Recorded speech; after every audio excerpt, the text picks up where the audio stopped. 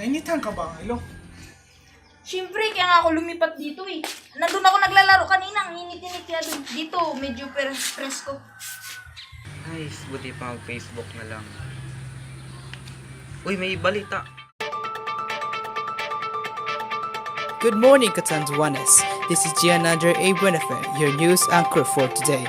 For the headline, El Niño season in June according to Pag-asa. Mr. Pedrito Rodriguez will give us the updates.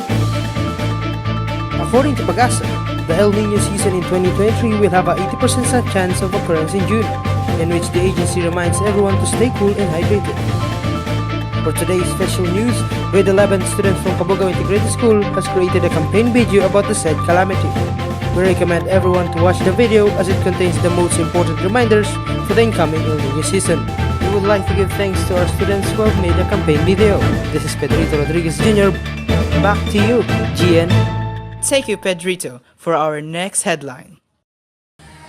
El Niño? Ano nga ba ang El Niño? Di ko alam. Ikaw alam mo? Di ko rin alam eh. Oo nga no? Ano nga bang El Niño?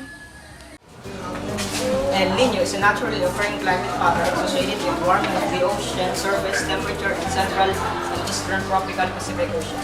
It occurs on average every 2 to 7 years and the episodes usually last 9 to 12 months. El Niño events are typically associated with increased rainfall in parts of southern South America, the southern United States, the Horn of Africa, and Central Asia. In contrast, El Niño can also cause severe droughts over Australia, Indonesia, and parts of the southern Asia. Maraming mga epekto ang naitutulot ng El Niño ng sobrang init, lalong-lalo na sa kalusugan ng isang tao. Una, heat stroke. Pangalawa, maaari din silang makaranas ng dehydration. Pangatlo, fainting o pagkaimatay. Pang-apat, pagsakit ng ulo o migraine. Ikalima, nahihirapan sa paghinga. Pang-anim, pag-atake ng high blood pressure o hypertension.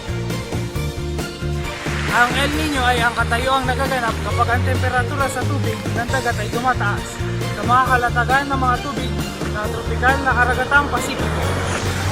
Tatagal ito ng ilang mga linggo lamang hanggang sa isang buwan. Pangyayaring El Niño ay maaaring tumagal ng maraming mga buwan. Maaari itong baguhin ang timpla ng panahon at magkaroon ng mahalagang mga epekto sa mga ekonomiya o kabuhayan sa buong mundo. Ang Australia at Timog Silangang Asya ay maaari magkaroon ng El Niño. Subalit ang mga disyerto ng Peru ay magkakaroon ng napakalakas na El Niño. Sa Silangang Africa, maaaring kapamayroon ng mga El Niño. Sa kaganapang linya, ang mga timpla ng panahon ay mabaliktad. Ang pag-inom ng maraming tubig ay para malabanan ng hydration sa mainit o malimigmig na panahon. Alaman lang ang taas ng iyong aktibidad, ang pag-inom ng tubig ay nakatulong sa pagbaba ng temperatura ng iyong katawan.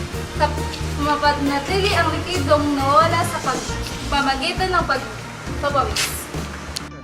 Alam natin na kapag wala tayong dalang payo, nasuupo tayo sa mainit na pwesto, ang init na enerhiya ay pumapasok sa ating katawan at nakakaramdam tayo ng init at paghina. Sa tulong ng payo, poprotektahan natin ang ating sarili mula sa mga sinag na ultraviolet na ibinibigay ng araw. Ang mga sinag na ito ay nakakapinsala sa atin.